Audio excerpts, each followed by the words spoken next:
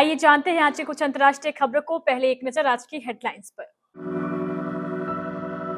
राजद्रोह कानून खत्म, नाबालिग से रेप और मॉब लिंचिंग पर फांसी की सजा। कोरोना के नए वेरिएंट JN.1 पर बड़ा अपडेट।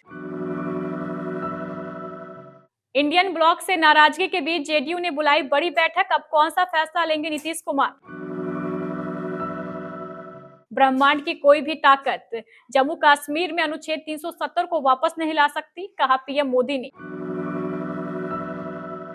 उपराष्ट्रपति धनखड़ की मिमिक्री, जाटों की नाराजगी सामने आने पर खरगे को चलाना पड़ा दलित दांव। ममता बनर्जी बोली, वाराणसी सीट से प्रियंका गांधी को उतारा जाए, सपा का ये रहा रिएक्शन। मिसाइल स्ट्रायर ड्रोन, लाल सागर में बारूद बरसा रहे हूती विद्रोही। अचानक भरभराकर गिरा शेयर बाजार, सेंसेक्स हाई से 1000 अंक फिसला। शराबियों से हिराने की मोहब्बत, सामने आई दिल की बात। और राष्ट्रीय खेल पुरस्कारों का ऐलान, मोहम्मद शमी समेत 26 को अर्जुन अवार्ड। 3 नए क्रिमिनल विधेयक लोकसभा में पास हो गए हैं। अब इसे राज्यसभा में रखा जाएगा। वहां से पास होने के बाद इसे मंजूरी के लिए राष्ट्रपति के पास भेजा जाएगा। इसे पेश करते हुए गृह मंत्री अमित शाह ने कहा, अंग्रेजों के समय का राजद्रोह कानून खत्म किया गया है। नाबालिग से रेप और मॉब लिंचिंग जैसे क्राइम में फांसी की सजा दी जाएगी। सशस्त्र विद्रोह करने और देश की संपत्ति को नुकसान पहुंचाने पर जेल पहुंचाया जाएगा। राजद्रोह कानून जिसके चलते तिलक, गांधी, पटेल समेत देश के कई सेनानी कई बार 6-6 साल तक जेल में रहे, वो कानून अब तक चलता रहा। पहली बार मोदी जी ने सरकार में आते ही ऐतिहासिक फैसला किया है। राजद्रोह की धारा 124 को खत्म कर इसे हटाने का काम किया है। मैंने राजद्रोह की जगह उसे देशद्रोह कर दिया है, क्योंकि अब देश आजाद हो चुका है। लोकतांत्रिक देश में सरकार की आलोचना कोई भी कर सकता है, यह उनका अधिकार है। अगर कोई देश की सुरक्षा, संपत्ति को नुकसान पहुंचाने का काम करेगा तो उसके खिलाफ कार्रवाई होगी। अगर कोई सशस्त्र विद्रोह करता है, बम धमाके करता है तो उसके खिलाफ कार्रवाई होगी। उसे आजाद रहने का हक नहीं, उसे जेल जाना ही पड़ेगा। कोरोना का नया वेरिएंट JN.1 तेजी से फैल रहा है। इसने टेंशन बढ़ा दी है। अब तक देश भर में नए कोरोना वेरिएंट के 21 मामले सामने आए हैं। सरकारी थिंक टैंक नीति आयोग के सदस्य BK पॉल के हवाले से यह जानकारी दी गई है। सूत्रों ने कहा है कि गोवा में JN.1 वेरिएंट के 19 मामले और महाराष्ट्र और केरल में एक मामला दर्ज किया गया है। 7 महीनों में कोरोना के सबसे ज्यादा मामले आए हैं। स्वास्थ्य मंत्री मनसुख मंडाविया ने देश के कुछ हिस्सों में बढ़ते कोविड मामलों के मद्देनजर आज कोविड-19 स्थिति और सार्वजनिक स्वास्थ्य प्रणालियों की तैयारियों समीक्षा की। स्वास्थ्य और परिवार कल्याण मंत्रालय के बयान के अनुसार मंडाविया ने कहा कि सतर्क रहना और कोरोना वायरस के नए और उभरते प्रकारों के खिलाफ तैयार रहना महत्वपूर्ण है। मंडाविया ने कोविड का कुशल प्रबंधन सुनिश्चित करने के लिए केंद्र और राज्य सरकारों के बीच सहज समन्वय स्थापित करने को कहा। स्वास्थ्य मंत्री ने कहा है कि हमें केंद्र और राज्य दोनों स्तरों पर हर 3 महीने में एक बार मॉक ड्रिल करना चाहिए। सर्वोत्तम प्रथाओं को आपस में साझा करने की भी जरूरत है। इंडिया गठबंधन की कल हुई चौथी बैठक के एक दिन बाद जेडीयू की ओर से दिल्ली में 29 दिसंबर को पार्टी की राष्ट्रीय कार्यकारिणी और राष्ट्रीय परिषद की बैठक बुलाई गई है। इसके बाद यह अटकलें लगने लगी है कि क्या नीतीश कुमार फिर कोई चौंकाने वाला फैसला करने वाले हैं। माना जा रहा है कि इंडिया गठबंधन की कल हुई बैठक के बाद जेडीयू किसी बड़े फैसले की तरफ बढ़ सकता है। बता दें कि जेडीयू की राष्ट्रीय कार्यकारिणी द्वारा लिए गए किसी बड़े फैसले पर राष्ट्रीय परिषद की मोहर आवश्यक होती है। राष्ट्रीय कार्यकारिणी में लगभग 99 सदस्य और राष्ट्रीय परिषद में लगभग 200 सदस्य हैं। जेडीयू ने 29 दिसंबर की बैठक में अपने सभी राष्ट्रीय पदाधिकारियों, राष्ट्रीय कार्यकारिणी के सदस्यों, दोनों सदनों के सांसदों, जिलाध्यक्षों और समिति के सदस्यों को शामिल होने के लिए कहा है। जम्मू कश्मीर को विशेष दर्जा देने वाले संविधान के अनुच्छेद 370 को निरस्त करने की प्रक्रिया को सुप्रीम कोर्ट द्वारा वैध करार दिए जाने के कुछ दिन बाद प्रधानमंत्री नरेंद्र मोदी ने इस पर बड़ा बयान दिया है। पीएम मोदी ने लोगों को इस मुद्दे का राजनीतिकरण करने के खिलाफ चेतावनी देते हुए साफ कहा है कि ब्रह्मांड में कोई भी ताकत अब अगस्त 2019 के फैसले को पलट नहीं सकती है। प्रधानमंत्री मोदी ने कहा, ब्रह्मांड की कोई ताकत अब 370 की वापसी नहीं करा सकती है, लिहाजा सकारात्मक काम में लगे। पीएम मोदी ने कहा, सर्वोच्च न्यायालय की इस पर बात पर अपनी मुहर लगा दी है कि एक देश में किसी तरह से दो विधान नहीं चल सकते हैं। संसद सत्र के दौरान जब विपक्षी सांसदों को सस्पेंड किया गया तो टीएमसी सांसद कल्याण बनर्जी ने संसद परिसर में उपराष्ट्रपति जगदीप धनखड़ की मिमिक्री कर दी। कांग्रेस पार्टी के पूर्व अध्यक्ष एवं लोकसभा सांसद राहुल गांधी उस मिमिक्री का वीडियो बनाते हुए नजर आए थे। इसके बाद अब यह मामला सोशल मीडिया में वायरल हुआ तो बहुत जल्द कुछ नेता इसके डैमेज कंट्रोल में जुट गए। उत्तर भारत के जाटों की तरफ से जगदीप धनखड़ को समर्थन मिलने लगा। जाट समुदाय की नाराजगी सामने आने लगी।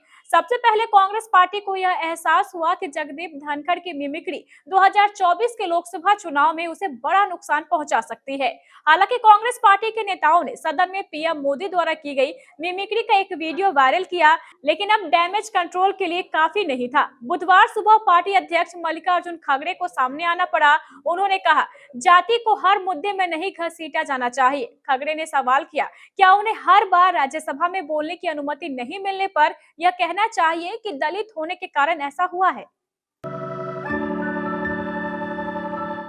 पश्चिम बंगाल की मुख्यमंत्री ममता बनर्जी ने मंगलवार को दिल्ली में हुई विपक्षी गठबंधन की चौथी बैठक के दौरान पीएम मोदी के खिलाफ वाराणसी सीट के लिए इंडिया ब्लॉक के उम्मीदवार के रूप में कांग्रेस नेता प्रियंका गांधी का नाम प्रस्तावित किया। टीएमसी सूत्रों ने एक निजी चैनल को यह जानकारी दी। साल 2019 के लोकसभा चुनाव में भी पीएम मोदी के खिलाफ वाराणसी से प्रियंका गांधी की उम्मीदवारी की चर्चा ने जोर पकड़ा था, लेकिन तब ग्रैंड ओल्ड पार्टी ने हाई प्रोफाइल सीट के लिए अजय राय को मैदान में उतारकर इन अटकलों पर विराम लगा दिया था।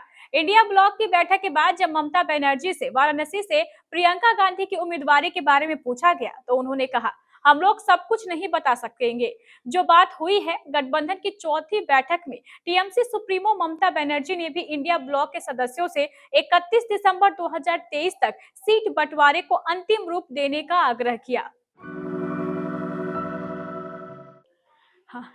लाल सागर में ईरान समर्थक हूती विद्रोहियों के बढ़ते हमले के बीच अमेरिकी नौसेना ने कई अन्य देशों के साथ मिलकर करारा जवाब दे रहा है। अमेरिकी सरकार ने मैरीटाइम फोर्स का लाल सागर तक विस्तार किया है। अमेरिकी युद्धपोत लाल सागर में मौजूद है और वे हूती विद्रोहियों की ओर से इजराइल और व्यापारिक समुद्री जहाजों पर दागी जा रही मिसाइलों और ड्रोन हमले का मुंहतोड़ जवाब दे रहे हैं। अभी शनिवार को ही अमेरिकी स्ट्रायर ने हूतियों के 1 दर्जन ड्रोन विमान को मार गिराया। इसके लिए अमेरिका ने लाल सागर में मिसाइलों से लैस स्ट्रायर और हमलावर ड्रोन तक तैनात किए हैं। माना जा रहा है कि हूतियों और अमेरिकी नौसेना के बीच चल रही यह लड़ाई आने वाले समय में और ज्यादा बढ़ सकती है। हूती विद्रोहियों ने ऐलान किया है कि जब तक इजराइल गाजा में हमले जारी रखेगा, वे लाल सागर में इजराइल से जुड़े जहाजों को निशाना बनाते रहेंगे। हूती अब तक कई जहाजों पर मिसाइलों की बारिश कर चुके हैं, जिससे कई दिग्गज व्यापारिक कंपनियों को इस रास्ते सामान भेजना रोकना पड़ा है।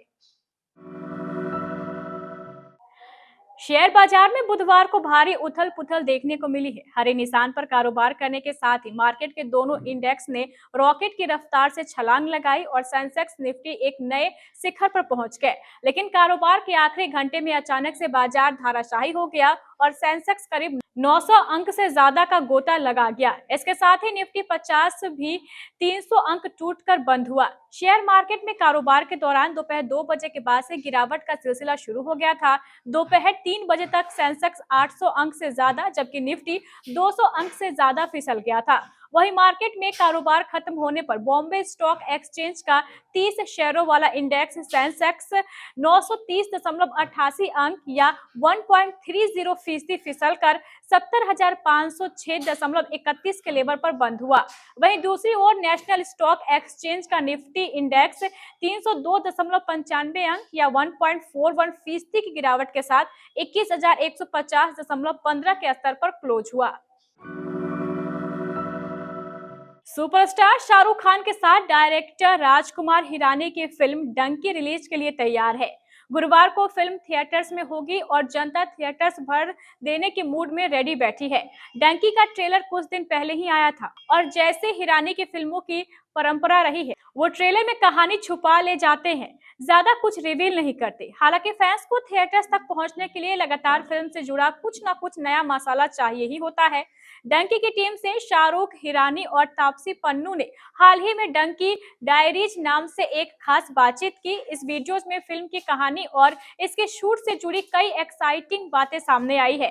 टीम ने फिल्म से कुछ बिहाइंड द सीन फोटोज भी किस्सों के साथ शेयर किए और इसी में एक ऐसा फोटो सामने आया जो हिरानी के फिल्म में गौर से देखने वालों को डंकी की एक्साइटमेंट और बढ़ा देगा। इस साल मिलने वाले खेल अवार्ड्स के लिए एथलीट से नामों का ऐलान कर दिया गया है। इसमें सबसे बड़ा सम्मान खेल रत्न अवार्ड बैडमिंटन के स्टार जोड़ी चिराग शेट्टी और सात्विक साईराज रंकी रेड्डी को मिलेगा, जबकि अर्जुन अवार्ड के लिए स्टार क्रिकेटर मोहम्मद शमी को भी शामिल किया गया है। बता दें कि यह सभी राष्ट्रीय खेल पुरस्कार 9 जनवरी 2024 को राष्ट्रपति भवन में एक बड़ा प्रोग्राम आयोजित करते हुए उसी दौरान दिए जाएंगे। यह घोषणा खेल मंत्रालय ने की है। यह सभी अवार्ड राष्ट्रपति द्वारा खिलाड़ियों को प्रदान किए जाएंगे। खेल मंत्रालय के मुताबिक इस बार मोहम्मद शमी समेत 26 एथलीट्स को अर्जुन अवार्ड दिया जाएगा, जबकि मेजर ध्यानचंद खेल रत्न अवार्ड 2023 से चिराग शेट्टी और सात्विक साईराज रंकी रेड्डी को सम्मानित किया जाएगा। यह सभी अवार्ड इनको अपने खेल में शानदार प्रदर्शन करने के लिए दिए जाएंगे।